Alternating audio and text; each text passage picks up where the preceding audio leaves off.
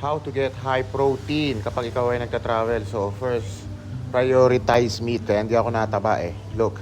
So I order 6 egg. Nagulat yung mga magulat si kuya bakit daw 6 egg. Yan, in order to 6 egg. So 1 dirham isa, 10 baht ang isa. So I add 1 grilled pork and 1 sticky rice. The best.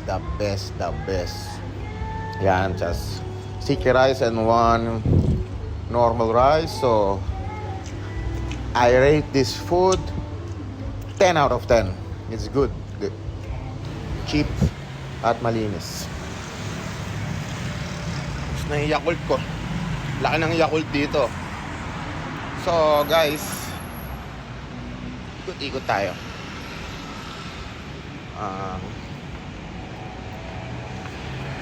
What a beautiful sea.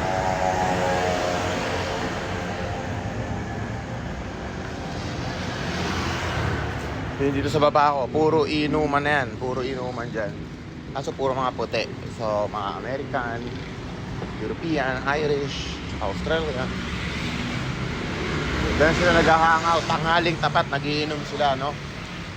Ganun sila kalulupet. Kaya pag tatawid kayo dito, look.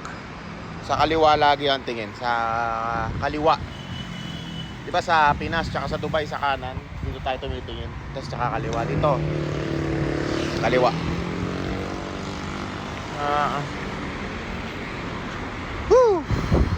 Saan tayo pupunta kayo? Mag-gym tayo ngayon.